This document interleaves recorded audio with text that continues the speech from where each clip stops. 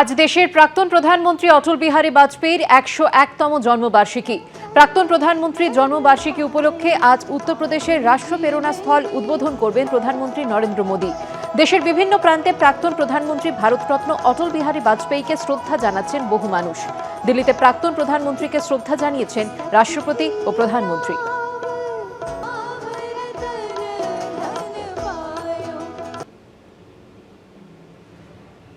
আজ দেশের প্রাক্তন প্রধানমন্ত্রী অটল বিহারী বাজপেয়ীর ১০১তম জন্মবার্ষিকী। সেই উপলক্ষেই আজ উত্তরপ্রদেশের রাষ্ট্র প্রেরণা স্থল উদ্বোধন করবেন প্রধানমন্ত্রী নরেন্দ্র মোদী।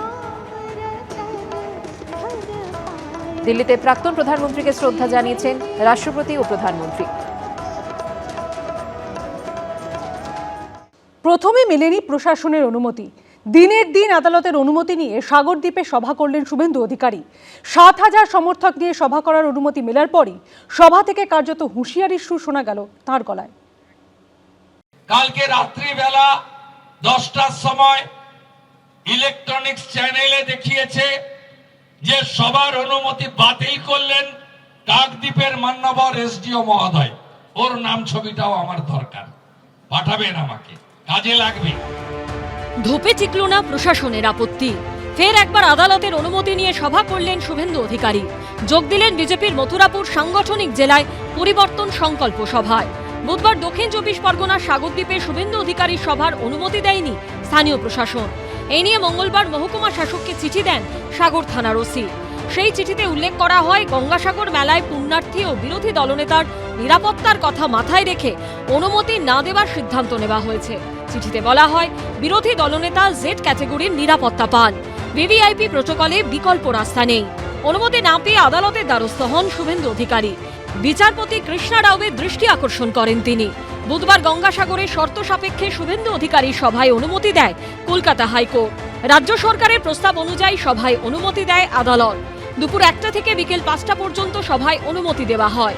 শর্ত দেওয়া হয় ৭,০০০ সমর্থক নিয়ে করা যাবে সভা, ব্যবহার করা যাবে ৫০টি মাইক।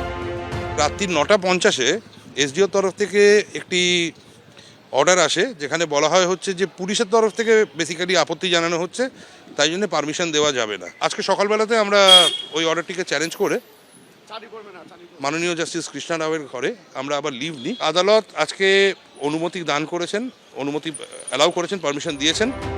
আদালতের অনুমতি পেতেই সাগরে শুরু হয় সভার তোড়জোড়। সেখানে পৌঁছে প্রথমে কপিলমুনির আশ্রমে যান শুভেন্দু অধিকারী, যান ভারত সেবাশ্রম সংঘে। তারপর সভামঞ্চে বলতে উঠে মমতা বন্দ্যোপাধ্যায় ও তার সরকারকে তীব্র আক্রমণ করেন। উনি জানেন উনার সঙ্গে মানুষ নেই, কোনো মানুষ নেই। কেন নেই?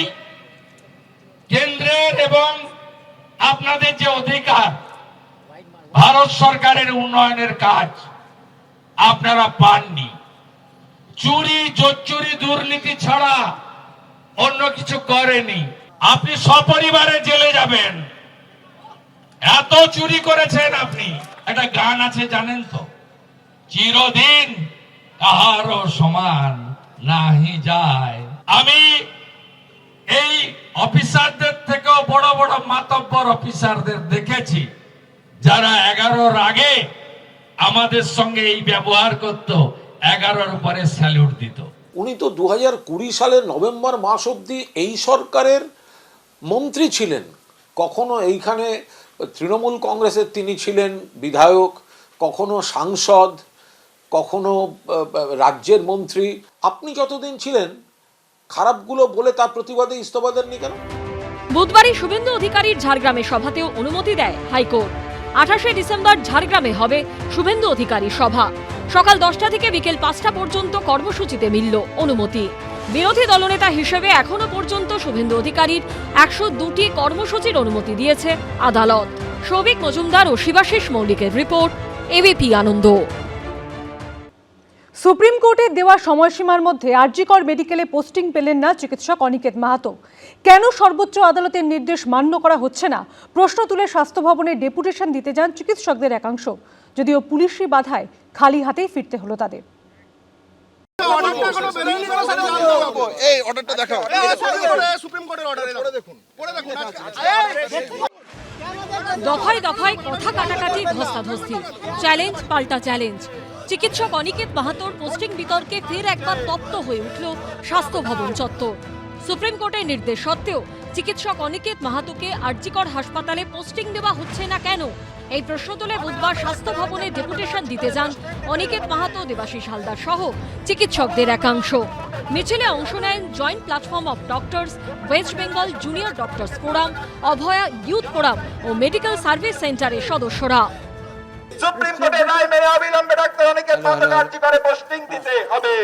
শেষ পর্যন্ত খালি হাতে ফিরতে হলো তাদের। যদি সুপ্রিম কোর্টের নির্দেশিকা একটা রাজ্য সরকার না মানে, তাহলে এই রাজ্য সরকারের তৈরি করা নিয়মকানুন বাকিরা মানবে কেন?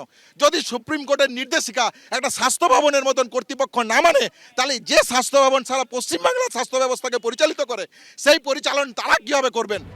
ব্যারিকেড দিয়ে আটকে দেওয়া হয় আন্দোলনকারী চিকিৎসকদের পথ। স্বাস্থ্য ভবনের মুখে হেলথ রিক্রুটমেন্ট বোর্ডের দপ্তরের সামনেই থমকে যায় মিছিল। পুলিশ কর্মী ও আধিকারিকদের সঙ্গে বাগযুদ্ধে জড়িয়ে পড়েন চিকিৎসকদের একাংশ। আধ ঘন্টার উপর চলে চাপানোতরের এই পরিস্থিতি। আপনি রাস্তা আটকে রেখেছেন কেন? আপনি রাস্তা আটকে রেখেছেন। 163 বিএনএসএস আছে এখানে, ডাক্তাররা যেতে পারবে না এখানে। দেখেন, আরজিকর কাণ্ডের অন্যতম প্রতিবাদী মুখ অনিকেত মাহাতো। অভিযোগ, কাউন্সেলিং এর সময় ফার্স্ট ইয়ার সিনিয়র রেসিডেন্ট হিসেবে তার নাম ছিল আরজিকর মেডিকেল কলেজে, অথচ তাকে পাঠানো হয় রায়গঞ্জ মেডিকেল কলেজে। এরপরই রাজ্য সরকারের সিদ্ধান্তকে চ্যালেঞ্জ করে কলকাতা হাইকোর্টে যান প্রতিবাদী চিকিৎসক। সিঙ্গেল বেঞ্চ ডিভিশন বেঞ্চ হয়ে মামলা গড়ায় সুপ্রিম কোর্টে। 11ই ডিসেম্বর সুপ্রিম কোর্ট সরাসরি প্রশ্ন তোলে, বাকিদের পোস্টিং মেধাভিত্তিক হলে অনিকেত মাহাতোর ক্ষেত্রে নয় কেন? দেশের সর্বোচ্চ আদালত নির্দেশ দেয় 2 সপ্তাহের মধ্যে চিকিৎসক অনিকেত মাহাতোকে পোস্টিং দিতে হবে আরজিকর মেডিকেল কলেজেই। বুধবার শেষ হলো সেই সময়সীমা, অথচ পোস্টিং সংক্রান্ত নির্দেশ এখনো কার্যকর হয়নি বলে অভিযোগ। আমরা এসেছিলাম সুপ্রিম কোর্টের অর্ডারটা ওনাদের দেখানোর জন্য যে আজকে 14 দিন পেরিয়ে যাচ্ছে। সেই সুপ্রিম কোর্টের অর্ডার মানার ক্ষেত্রে অবস্ট্রাকশন হয়ে দাঁড়িয়ে রয়েছেন এই পুলিশ অফিসার এবং আইপিএস অফিসাররা। Doctor Aniket মাহাতোকে RG Kar medical college হাসপাতালে পোস্টিং দেওয়ার জন্য নির্দেশ দিয়েছিল সুপ্রিম কোর্ট, এবং আজকেই শেষ দিন। তারা সেই বিষয়ে পুঙ্খানুপুঙ্খ জানতে স্বাস্থ্য ভবনে আসেন। শুধু অনিকেত মাহাতো যে এসছেন তা নয়, ডক্টর দেবাশিস হালদার সহ বিভিন্ন জুনিয়র ডাক্তার তারা এসছেন, সিনিয়র ডাক্তাররাও এসেছিলেন। অভয় মঞ্চের যে ইউথ ফোরাম তাদের পক্ষ থেকেও এখানে তারা উপস্থিত হয়েছিলেন, কিন্তু দেখা গেল পুলিশ ব্যারিকেড করে তাদেরকে ঢুকতে দেননি। এই সরকারটা তো কোনো গণতান্ত্রিক ব্যবস্থার উপরে বিশ্বাস করে না, এরা কোর্টের রায়কে মানে না, এরা দেশের প্রধানমন্ত্রীকে মানে না, রাজ্যপালকে মানে না, রাষ্ট্রপতি সম্পর্কে কদর্য বিবৃতি দেয়। এদের কাছ থেকে আপনি কি প্রত্যাশা করেন? এখানে বহু অর্ডার কমপ্লাই হয় না। নবান্ন বা কালীঘাটের এই সুপ্রিম পাওয়ারের সোর্স কি? সভরিন দেশের